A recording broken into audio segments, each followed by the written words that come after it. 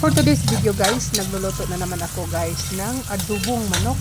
So syempre guys, ang inuna ko dito guys, itong bawang, sibuyas at saka yung bawang at saka sibuyas lang pala guys. Ang inuna natin ang lisa. So of course guys, kailangan natin mag-brown yung bawang at saka sibuyas, saka natin ilagay yung ating chicken dyan. So hayaan lang natin maging brown guys para masarap talaga at mabango yung adobo natin guys.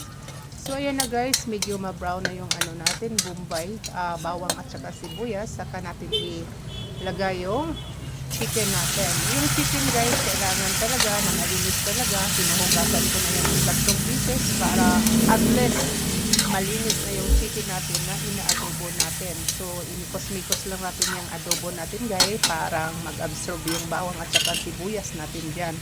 So, in-add-on ko yung guys, yung oyster sauce. Kasi yung oyster sauce guys, masarap talaga yan sa mga gigisa ikaw ng mga adobo at basta mga gisado na lulutuin mo, kailangan mo ng oyster sauce. Depende po yan sa inyo guys kung gumamit kayo ng oyster sauce. So, mikos-mikos lang tayo mga palangga ko dyan para mag-absorb yung yung oyster sauce natin sa chicken natin. So, ayan na guys.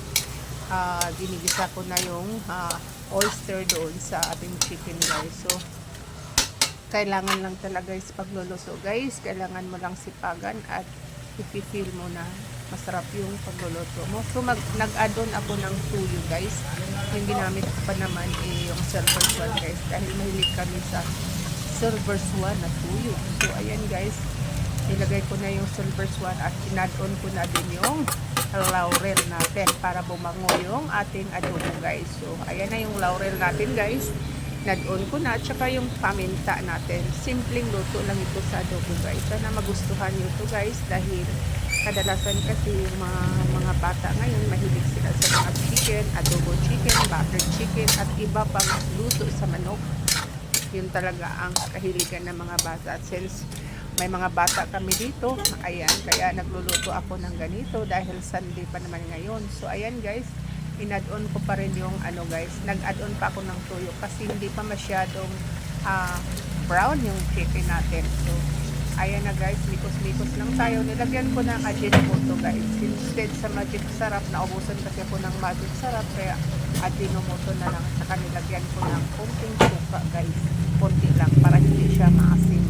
So ayan, nag-add-on tayo ng ketchup guys. Papag-ketchup pa naman ang ginamit ko dahil yan ang kahiligan namin, yung papag-ketchup. Matamis-tamis kasi yan guys, kaya masarap yan pag mga adobo.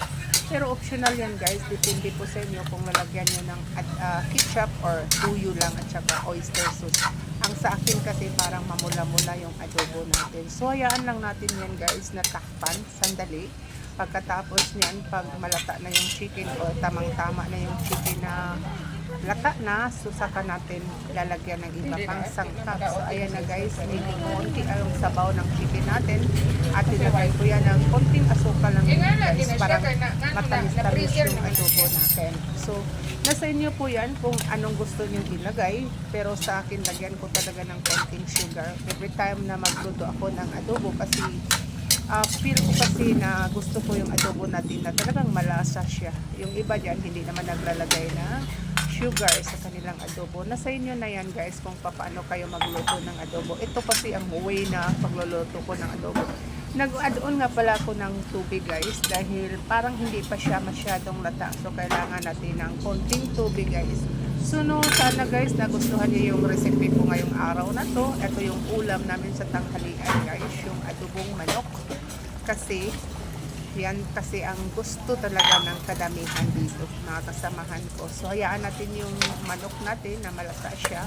Tatakpan ko muna yan pagkatapos ng mag-absorb na yung tubig. So ayan na yung resulta guys, kumukulo na siya yung tubig natin. So hayaan natin guys na 5 minutes more na natin yung takpan natin. Inalis ko yung takip guys kasi hindi pa talaga siya masyadong luto. So mikos-mikos lang pa rin natin guys hanggang mag-absorb talaga yung tubig o yung sabaw sa manok. So ayan guys, sana guys mag-comment naman kayo below guys para malaman kung taga saan yung nanonood sa video ko, at saka salamat naman sa inyo sa suporta sa aking video ngayong araw na to. So ayan na guys, yung ano natin, yung chicken natin, malapit na yung maluto. So thank you so much sa pag ako comment nyo sa video ko at sa pagpanood ng video ko. Sana maraming views ang ating video sa araw na to. So ayan na guys, malapit na talaga guys, konting ano na lang. So nag-add on pa rin ako ng konting Ajinomoto guys, dahil tinikman ko guys, hindi pa talaga lumalasa yung chicken natin. So kukunti na lang